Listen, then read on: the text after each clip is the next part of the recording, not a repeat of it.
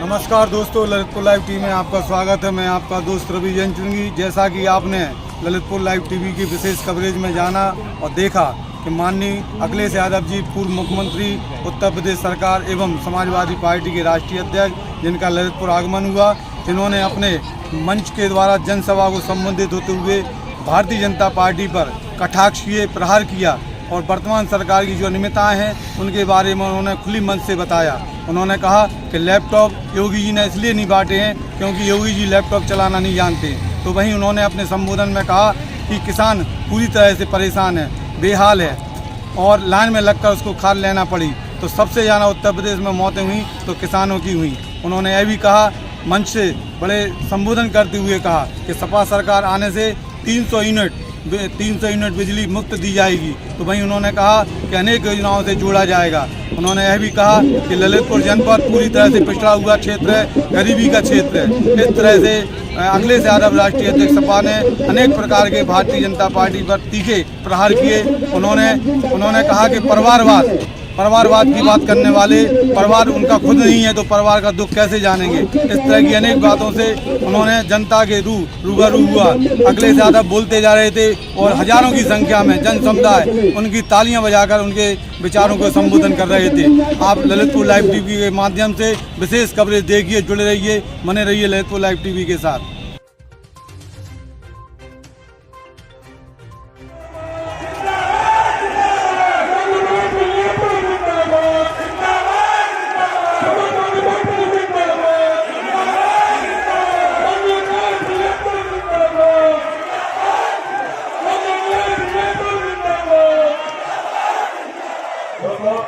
की शुरुआत में हमारे जो लहंगा आदिवासी है बैठे हुए हैं, सभा में आए हुए हमारे सभी आदरणीय बुजुर्ग किसान भाई, मजदूर, बड़ी संख्या में नौजवान साथी,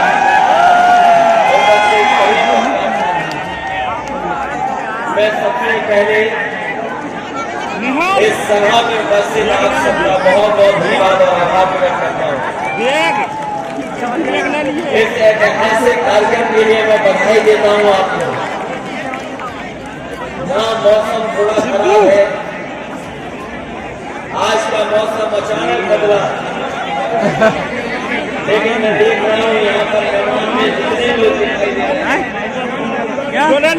मौसम कैसा भी हो, लेकिन ये जो दिखाई दे रहा है, ये जो उत्साह दिखाई दे रहा है, ये बता रहा है कि लखनऊ का मौसम खराब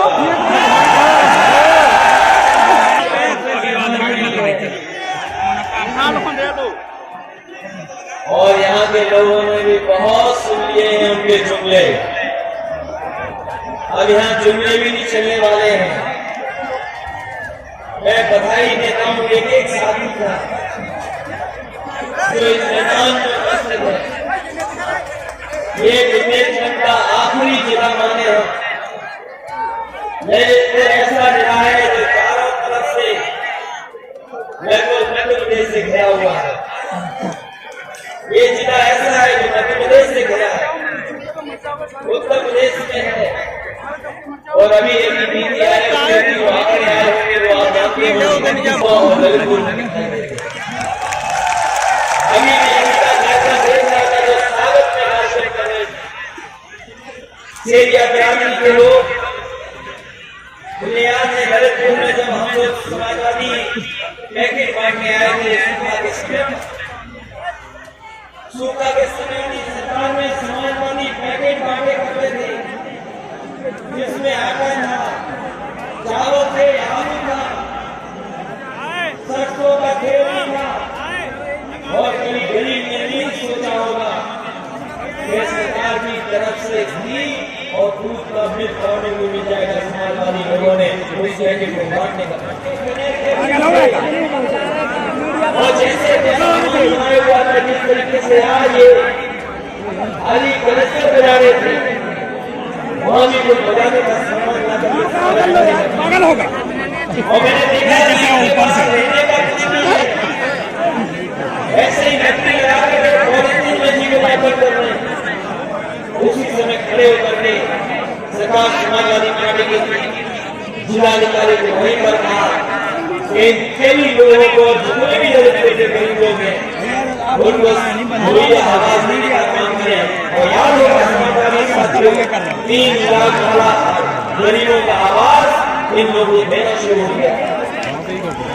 अगर दलित को देखकर जाओगे तो पाओगे इसका घर बना है। हम ये बातें इसलिए बताना चाहते हैं, हम ये बातें इसलिए कर रहे हैं क्योंकि 4.5 साल का कार्यकाल आपने देख लिया। 4.5 साल में इतना दुख तकलीफ परेशानी कभी गरीबों को नहीं मिली जितनी सरकार ने दी है। वो तस्वीरें कौन भूल जाएगा जिस समय लॉकडाउन लगा था और हमारे मजदूर भाइयों को दूसरी जगह से लेकर पड़ा, वो दूसरे प्रदेश में काम कर रहे थे, उन प्रदेशों से लौट करके आए। तो ऐसी जब हमारे देश का बंटवारा हुआ तभी ऐसा नहीं हुआ, लेकिन भारतीय जनता पार्टी की सरकार ने बैरिकेड लगा दी और दूसरी मुख्यमंत्री है योगी नहीं है, ये मुख्यमंत्री योगी नहीं है, ये योगी वही होता है जो दूसरे का अपना दुख समझे। हमने तो यही पढ़ा है जीवन में कि जो दूसरे का दुख अपना समझे वही योगी है। बताओ ये मुख्यमंत्री योगी है कि नहीं? वापस जाओ, वापस जाओ। कहके गए कि हवाई अड्डा बन जाएगा। बताओ ललितपुर के लोगों, गरीब लोगों पहनने को चप्पल भी नहीं होगी। ये कहा था इन्होंने कि हवाई चप्पल पहनने वाला हवाई जहाज पे चलेगा। और अगर आप आँख खोलोगे, ध्यान से अखबार पढ़ोगे तो आपको इन्होंने हवाई जहाज भी बेच दिए हैं और हवाई जहाज जहाँ खड़े होते हैं वो हवाई अड्डे भी होते हैं। और महंगाई इतनी बढ़ा दी है कि अब आपकी गाड़ी और मोटरसाइकिल नहीं चल सकती। जो हवाई जहाज में बैठाना चाहते थे चप्पल वालों को, उन्होंने डीजल पेट्रोल इतना महंगा कर दिया कि आपकी गाड़ी नहीं चलेगी, मोटरसाइकिल नहीं चल पाएगी। 100 रुपए पार हो गया कि नहीं हो गया पेट्रोल? डीजल महंगा, पेट्रोल महंगी, हर चीज महंगी। ये कहते थे कि हम झोला लेके चले जाएंगे, झोला लेके चले जाएंगे। कभी किसी ने कहा था कि झोला लेकर के चले जाएंगे। हम गरीब लोग हैं, हम बाजार जाते हैं, अपने झोले में सब्जी, अपने झोले में सामान लेकर के आते हैं अपने परिवार वालों को। इसलिए हमें पता है कि महंगाई क्या है और ये महंगाई जानबूझ करके बढ़ाई जा रही है। अगर ये चाहते तो महंगाई रोक सकते हैं, लेकिन महंगाई ये नहीं रोक रहे हैं। ये महंगाई लगातार बढ़ती चली जा रही है। और आप लोगों ने देखा है नोटबंदी हुई तो लाइन में लग गए हम लोग। जब बीमारी आई तो दवा के लिए, ऑक्सीजन के लिए अस्पताल में भर्ती होने के लिए लाइन में लगे। अभी खाद में हम लोग लाइन में लग रहे हैं।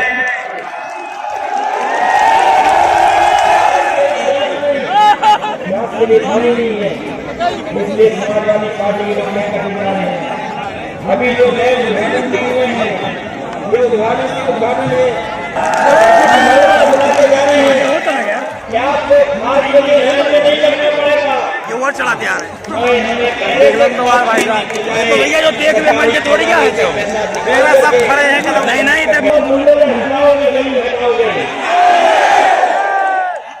नौजवानों को नौकरी नहीं, रोजगार नहीं, कोई कारोबार नहीं। बड़े बड़े आयोजन किए हुए बड़े बड़े और कहा था कि यहाँ पर उत्तर प्रदेश में कारखाने दो लगेंगे, लखनऊ के आसपास तो नहीं लगे कारखाने को। बताओ ललितपुर वालों, नहीं आप क्या कारखाने में क्या बताओ? कोई नहीं समाजवादियों ने किए थे, कोई नहीं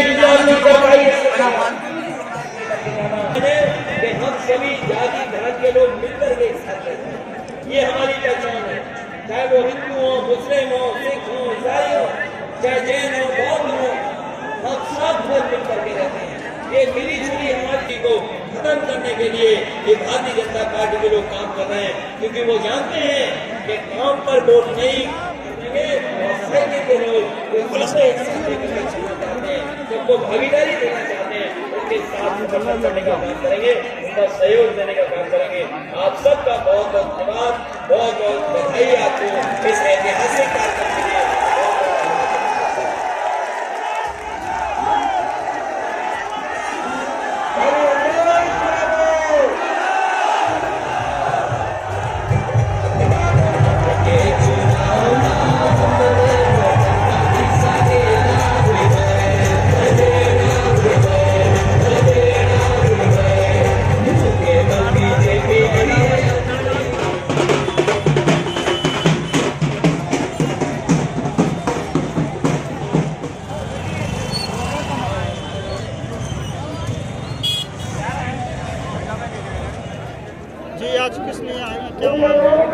सर, सबसे पहले तो हमारी ये इच्छा है कि मैं माननीय पूर्व मुख्यमंत्री अखिलेश यादव जी से मिलूं।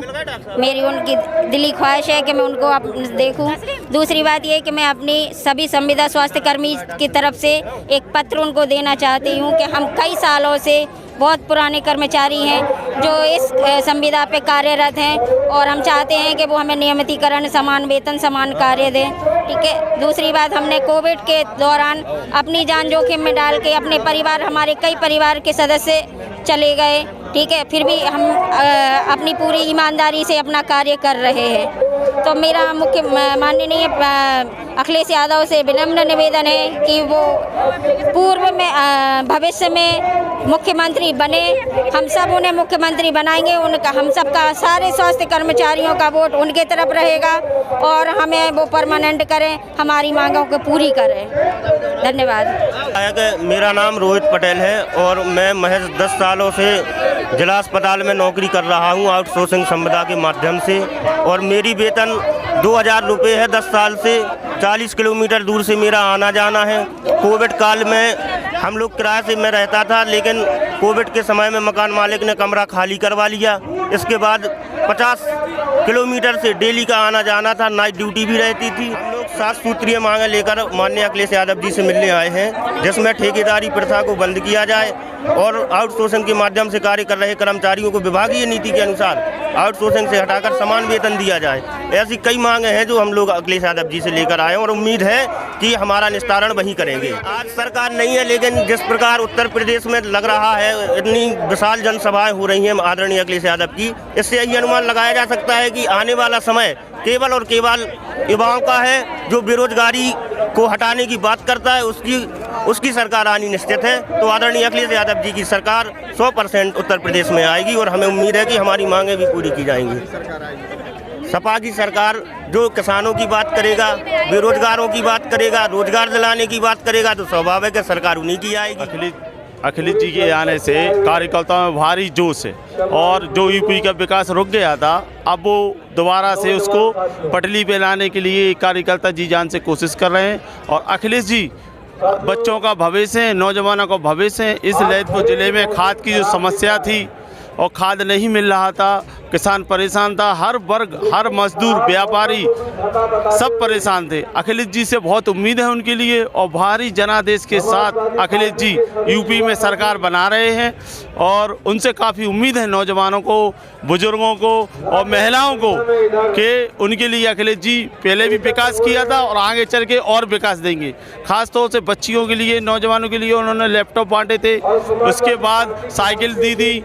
इसलिए दोबारा पुनः सत्ता अखिलेश जी की आ रही है पूरी बहुमत के साथ और काफ़ी उम्मीद है अखिलेश जी से।